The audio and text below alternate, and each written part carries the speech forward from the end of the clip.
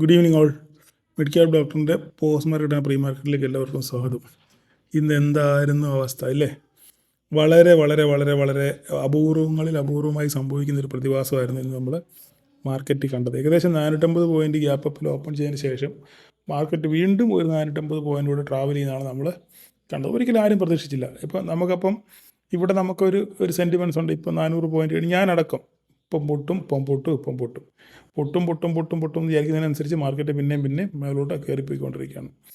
പക്ഷെങ്കിൽ ഈ കയറ്റം അത്ര സുഖകരമുള്ള കയറ്റമാണോ എന്നുള്ളതിനെ പറ്റി നമുക്ക് ഡിസ്കഷൻ കൂലങ്കഷമായിട്ട് ചിന്തിക്കാം. കാരണം എന്ന് പറഞ്ഞു കഴിഞ്ഞാൽ ചൈനയുമായിട്ടുള്ള ആ ട്രേഡ് വാറിന് അതൊരു കുറച്ച് അയവ് വന്നിട്ടുണ്ട്. അവരുടെ ടാക്സ് അത് എക്സംപ്റ്റ് ചെയ്ത് കൊടുത്തിട്ടുണ്ട്.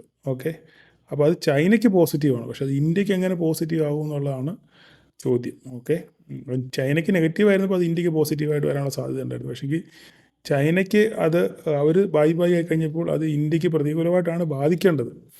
അപ്പോൾ വരുന്ന ദിവസങ്ങളിൽ അങ്ങനെ സംഭവിക്കുകയുള്ളൂ എന്നുള്ളത് നമുക്ക് കണ്ടറിയണം. അപ്പോൾ എന്തായാലും കഴിഞ്ഞ ദിവസങ്ങളിൽ ഞാൻ പറഞ്ഞ ലെവലുകളൊക്കെ വളരെ കൃത്യമായിട്ട് റെസ്പെക്റ്റ് ചെയ്തു.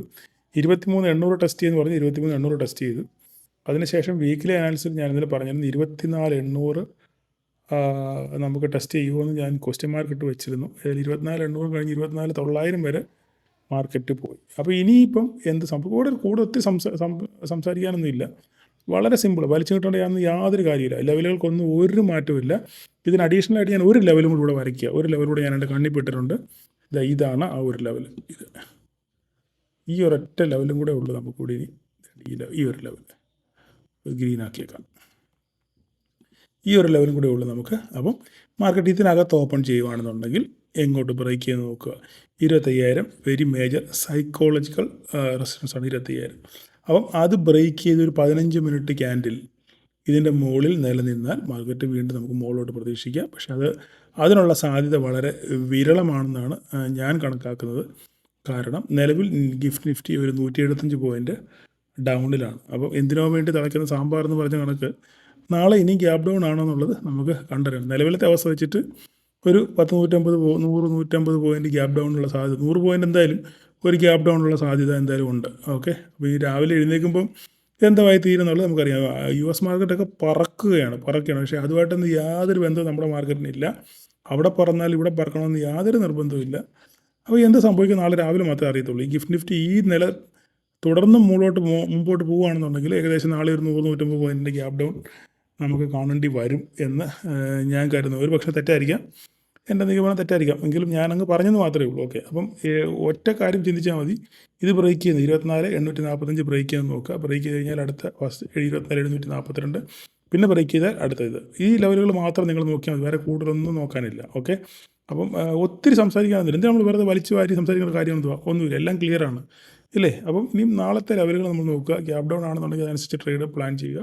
മുകളിലോട്ടാണെങ്കിൽ അതനുസരിച്ച് പ്ലാൻ ചെയ്യുക. എൻ്റെ പിന്നെ സെമിനാറിനെ പറ്റി ഇന്നലെ ധാരാളം കമൻറ്റുകൾ വന്നിരുന്നു. ഞാൻ ഇതിനെപ്പറ്റി കൂടുതൽ സംസാരിക്കാൻ പോകുന്നില്ല. ഞാനൊരു സെബി രജിസ്റ്റേർഡ് അനലിസ്റ്റ് അല്ല. വെരി ക്ലിയർ, ഞാനൊരു സെബി രജിസ്റ്റേർഡ് അനലിസ്റ്റ് അല്ല. ഓൾറെഡി ഞാൻ എൻ്റെ വീഡിയോയുടെ ഫ്രണ്ടിൽ ഞാൻ അത് ഇടുന്നുണ്ട്. ഞാൻ ചെയ്യുന്ന കാര്യം, ഞാൻ എന്താണോ പഠിച്ചത്, ഞാനിവിടെ ഒരു റെക്കമെൻഡേഷൻ കൊടുക്കുന്നില്ല, ഒരു കോൾ കൊടുക്കുന്നില്ല, അങ്ങനെയുള്ള കാര്യങ്ങളൊന്നും ഞാൻ കൊടുക്കുന്നില്ല. ഓക്കെ, ഞാൻ ചെയ്യുന്ന കാര്യം, ഞാൻ എന്താണോ പഠിച്ചത് അത് നിങ്ങളെ പഠിപ്പിക്കുന്നു, അല്ല ഞാൻ നിങ്ങൾക്കത് പറഞ്ഞു തരുന്നു, അത്ര മാത്രമേ ഉള്ളൂ. അത് ഞാൻ ആരുടെയും അറിഞ്ഞ് മെസ്സേജ് അയക്കുന്നില്ല, ആരെയും വായോ എന്ന് വിളിക്കുന്നില്ല, അതൊന്നുമില്ല. എനിക്ക് അങ്ങനെയൊരു സ്വഭാവ രീതിയുള്ള ആളല്ല ഞാനിതൊരു ബിസിനസ്സായിട്ട് കണ്ടിട്ടുമില്ല. എനിവേ, നിങ്ങൾക്ക് താല്പര്യം ഉണ്ടെങ്കിൽ വന്ന് ജോയിൻ ചെയ്യുക, ഇല്ലെങ്കിൽ വിട്ടേക്കുക, അത്രേ ഉള്ളൂ. അതിനകത്ത് വേറെ കൂടുതൽ സംസാരിക്കേണ്ട കാര്യമൊന്നുമില്ല. അത്രയും പറയാൻ ഞാൻ ആ ഭാഗം അവസാനിപ്പിക്കുകയാണ്. അപ്പോൾ ഇന്നലെ ഒരാൾ സെബി രജിസ്റ്റേർഡ് ആണെന്നൊക്കെ ചോദിച്ചു. അപ്പോൾ ഇവിടെ ഈ ഉള്ള PR സുന്ദരടക്കം എത്ര പേര് സെബി രജിസ്റ്റേർഡ് ആണെന്ന് നിങ്ങൾ ചിന്തിച്ചാൽ മതി. ഓക്കെ, അത് പോട്ടെ. നമ്മൾ സ്റ്റോക്ക് റെക്കമെൻഡേഷനോ കാര്യങ്ങളോ ഒന്നും കൊടുക്കുന്നില്ല, നമ്മൾ കോളും കൊടുക്കുന്നില്ല. നമ്മൾ പഠിച്ച കാര്യങ്ങൾ നമ്മൾ പഠിച്ച വിദ്യ വേറൊരാൾക്ക് പകർന്നു കൊടുക്കുന്നു, അത്ര മാത്രമേ ഉള്ളൂ. ഓക്കെ, അതിന് ന്യായമായിട്ടൊരു പ്രതിഫലം. നിങ്ങളെപ്പോലെ കൊള്ള 10,000, 10,000, 25,000, 50,000, 59,000 വരുമ്പോൾ ഞാൻ വാങ്ങിക്കുന്നില്ല. ഇറ്റ്സ് വെരി നോമിനലായിട്ടുള്ള ഫീസ്, അത്ര മാത്രമേ ഉള്ളൂ. കാരണം ഫ്രീ ആയിട്ട് കൊടുത്തു കഴിഞ്ഞാൽ അതിനൊരു വില കാണത്തില്ല. അതുകൊണ്ട് മാത്രമാണ് അങ്ങനെ ഒരു ചെറിയൊരു നോമിനൽ ഫീസ് വെച്ചേക്കുന്നത്. ഓക്കെ, അത്രയും പറഞ്ഞുകൊണ്ട് അവിടെ അവസാനിപ്പിക്കുന്നത്. അപ്പോൾ നമുക്ക് ഇനി ബാങ്ക് നിഫ്റ്റി നോക്കാം. ബാങ്ക് നിഫ്റ്റി ഏകദേശം 1,800 പോയിൻറ്റിനടുത്ത് ട്രാവൽ ചെയ്തു ഇല്ലേ? എങ്കിലും നമ്മുടെ ലെവലിനകത്താണ് അത് നിൽക്കുന്നത്. ഇവിടെ കൂടുതലൊന്നും പറയാനില്ല. എങ്ങോട്ട് ബ്രേക്ക് ചെയ്ത് നോക്കുക. ഇവിടെ തട്ടി തിരിച്ച് വരുമോ, അത് ഇത് ബ്രേക്ക് ചെയ്ത് താഴെ പോകുന്ന നോക്കുക. നാളെ ഗ്യാപ് ഡൗൺ ആണെന്നുണ്ടെങ്കിൽ ഈ ലെവലുകളൊക്കെ നിങ്ങൾ ശ്രദ്ധിക്കുക. അതൊന്നും വരയ്ക്കാനൊന്നുമില്ല, എല്ലാം നമ്മൾ ക്ലിയർ ആയിട്ട് ഓൾറെഡി പറഞ്ഞിട്ടുണ്ട്. ഈ കൂടുതൽ വരയ്ക്കാനൊന്നും ഇതിനകത്തില്ല. വേണമെങ്കിൽ നമുക്ക് ഈ ഇതൊന്ന് വേണമെങ്കിൽ എനിക്ക് തോന്നുന്നു അഡ്ജസ്റ്റ് ചെയ്യാൻ തോന്നും. ഇത്രയൊന്ന് അഡ്ജസ്റ്റ് ചെയ്യും, ഇങ്ങനെ ഇതോട്ട് അത്രയുള്ളൂ അഡ്ജസ്റ്റ് ചെയ്യാൻ. ഇത് വേണമെങ്കിൽ കുറച്ചൊന്ന് മേലോട്ട് പോക്കാം. ഇത്രയേ ഉള്ളൂ, വേറെ ഒന്നും ചെയ്യാനില്ല. ഓക്കെ. മിഡ് ക്യാപ്പൊക്കെ വരി ഭീകരമായിട്ട് 500 പോയിൻറ്റ് മേലോട്ട് പോയി. ഇതാ നമുക്ക് എങ്ങോട്ട് ഒരെത്തും പിടിയില്ലാതെ നിൽക്കുകയാണ് മിഡ് ക്യാപ്പ്. നല്ല ക്യാപ്പ് പറയാൻ ശേഷം എഴഞ്ഞ് മേലോട്ട് പോയി. എഴഞ്ഞ് മേലോട്ട് പോയതുകൊണ്ട് നമുക്ക് വേണമെങ്കിൽ ഇവിടെ ഒരു ലെവൽ നോക്കാനുള്ളത് നോക്കിക്കോട്ടെ. ഇത് ഒരു ലെവലാണ്, ഇതൊരു ലെവലാണ്. ഓക്കെ. പിന്നുള്ളത് ഇത് ഒരു ലെവലാണ്. ഇത് ഒരു ലെവലാണ്. ഇത്രയേ ഉള്ളൂ ലെവലുകൾ. പിന്നെ ഈ ഹൈ ജസ്റ്റ് മാർക്ക് ചെയ്തിട്ട് നിങ്ങളത് വാച്ച് ചെയ്യുക, അത്രേ ഉള്ളൂ.